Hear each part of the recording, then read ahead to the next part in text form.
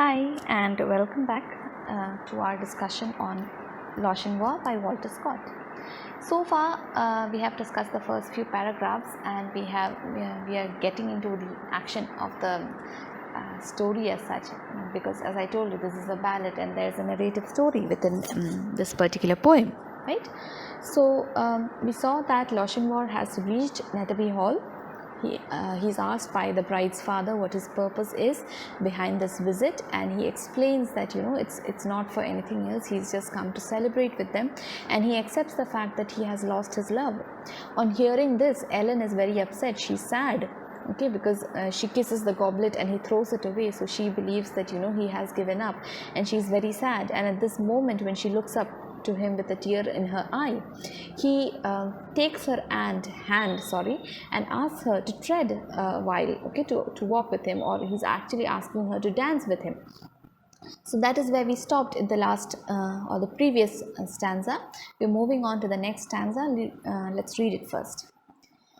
So stately his form, and so lovely her face, that never a hall such a galliard did grace. While her mother did fret, and her father did fume, and the bridegroom stood dangling his bonnet and plume, and the bride maidens whispered, "'Twere better by far to have matched her fair cousin with young Lochinar."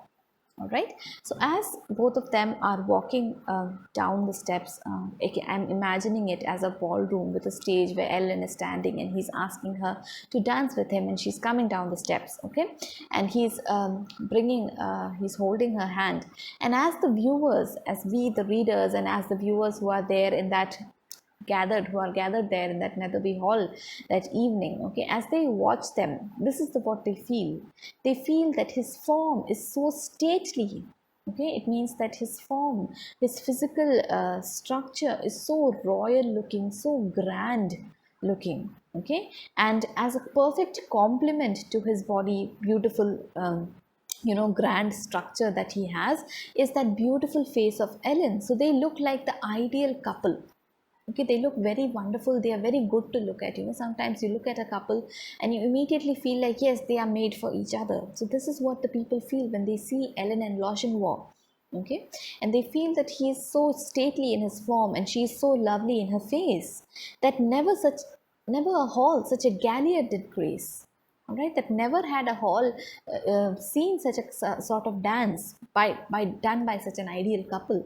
Now what is a galliard? Your glossary called the galliard as a lively spirited European dance for two. So it is a couple dance that is done by two people, and it is a European form of dance. It was popular during the 16th and the 17th century. All right, and while the couple performs the galliard, what they do is that they dance the length of the ballroom. You can imagine a ballroom as a beautifully decorated long hall. And what happens when this dance is performed is, from one point in the hall, so if you imagine from the left portion of the hall, while they perform the dance, they keep moving and moving and moving to reach the other end of the hall to the right portion. I'm just telling you left and right so that you can imagine it. So what happens during a galliard is, from one position in the hall, they move to the exact opposite position. So you can imagine Ellen, as the bride, was standing at the most front portion of the hall, and they are beginning to dance there. And this galliard, what happens is that while they dance, they are going round and round. I think you must have seen it in some of your movies. I think in Beauty and the Beast, there's a dance scene where the Beast and the Beauty are dancing. And what happens is that they go round, and while they're going round, they're turning, they leap up in the air, or they do a slight jump. It's not a jump as in jumping up in the air, but a slight leap, where they pick up their leg, and it's almost like they're jumping slightly. And what happens is that the men jump higher than the women. Sorry about that. The men jump higher than the woman. Okay, that is what they do. And what happens is that while they are doing that, they reach the other position of the hall. Alright, so that is the galliard.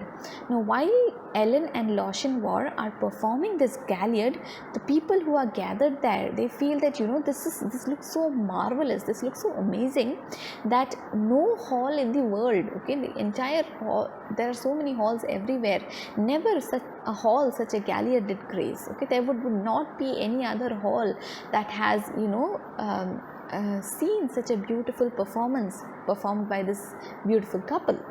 Alright, never a hall such a galliard did grace. They did not have the chance to see such a performance ever.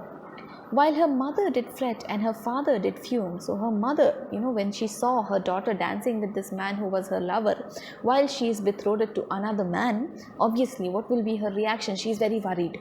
Okay, she's fretting or she is worried.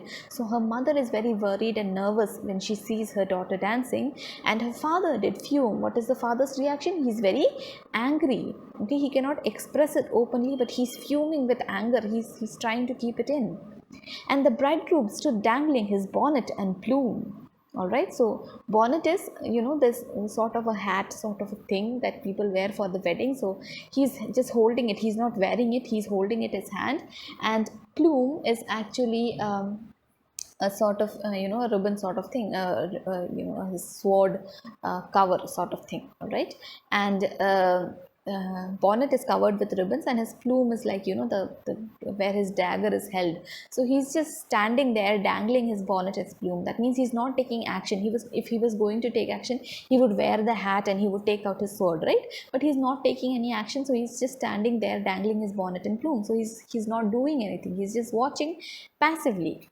And the bridemaidens whispered. Now, watching these two dance so beautifully and so marvelously, the bridemaidens, the bridesmaids, the bride's friends, okay, they whispered among themselves that, oh, they look so great together.